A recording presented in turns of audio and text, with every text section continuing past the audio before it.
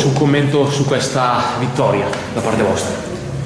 Allora, non è stata una vittoria facile dal punto di vista delle energie nervose e dell'emotività per noi, anche se chiaramente il punteggio può dire una cosa diversa, perché come ho detto nella conferenza pre-gara era la nostra vera seconda trasferta, avevamo solo fatto una trasferta piena nella seconda giornata e dopodiché l'altra trasferta è stata in Sicilia, quella di Trentino l'abbiamo saltata, quindi noi per la seconda volta prendevamo anche i bagagli, ci muovevamo dall'isola e dovevamo un po' testare quella che era la nostra capacità di gestire le energie nervose e quant'altro.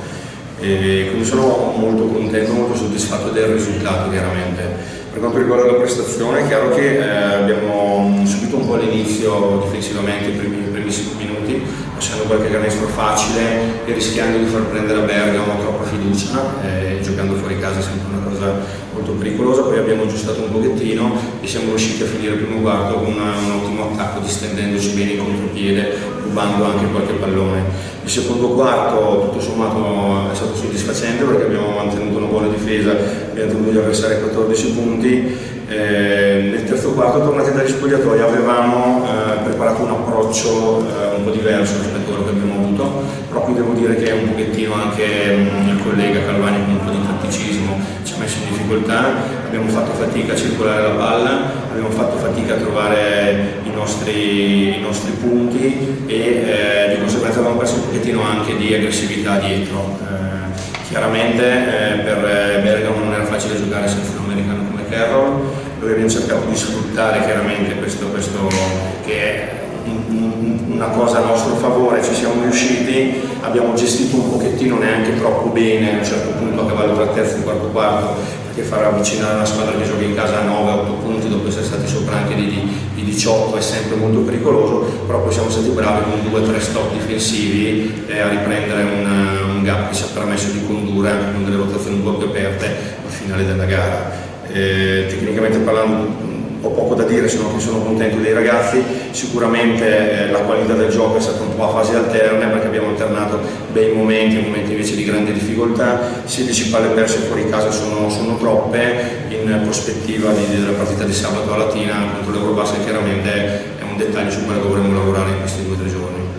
Però la posizione in classifica in base a questo successo è migliorata molto, no? Io adesso non conosco il risultato siete abbastanza avanti. Sì, diciamo che per ora i risultati ci stanno sorridendo, però questo è veramente un campionato ancora molto chiuso a livello di classifica. Cioè se noi dovessimo perdere una partita si può perdere contro tutti in questo campionato, saremmo immediatamente risucchiati a metà classifica. Cioè è prematuro secondo me parlare di classifica, sicuramente per una squadra come la nostra che non è stata costruita per essere in cima, ma comunque è stata costruita per riuscire a prendere tutto quello che viene, soprattutto nelle partite fuori casa. Aver già vinto 2 trasferte è chiaramente una cosa che ci aiuterà molto, soprattutto con dei ragazzi giovani, e li avete anche voi, a prendere fiducia e riuscire a gestire un pochettino anche le situazioni più di stress. Beh,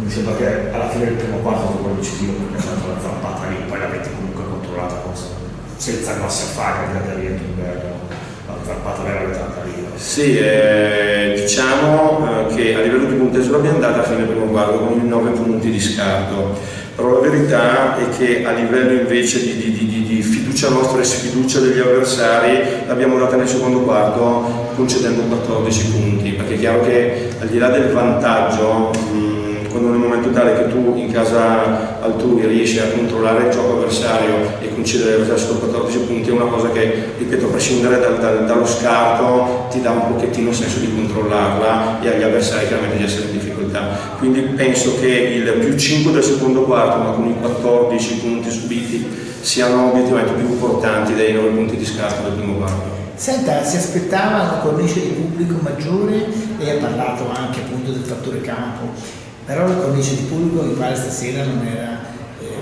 Sì, un po' mi è dispiaciuto, dico la verità, io ho giocato nell'allora Celana Lei è bresciano d'origine, della Cadenza? Della Val Camonica, nato a Lovere di Bisogna, ho fatto 3 anni qui nella Celana del presidente Benigni, degli anni bellissimi che vi ricorderete.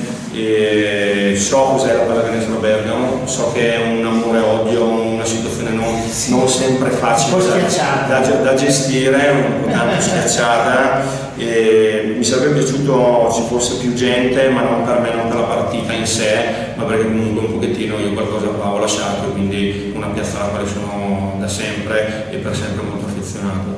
Però dico, questa cornice non favorisce la squadra, insomma, in un momento difficile. Assolutamente, penso che nel loro recupero, dove hanno veramente messo tanta energia al limite del fallo, e arrivare da meno 18 a meno 8 per una squadra di questi ragazzi, se ci fosse stata un'ulteriore spinta probabilmente avrebbero avuto basket ha un po' questa caratteristica, quindi dico, se avesse potuto sfruttare più spinta, forse in quel momento la squadra. Io però faccio i complimenti a chi insomma cerca di portare avanti la pallacanestro in città, e vi auguro comunque di avere sempre più riscontro, e per fortuna c'è comunque gente che ancora... Sì, la domanda non è polemica. No, non è polemica, però è solo ci tenevo anche io a puntualizzare chiaramente. Grazie mille coach. Grazie.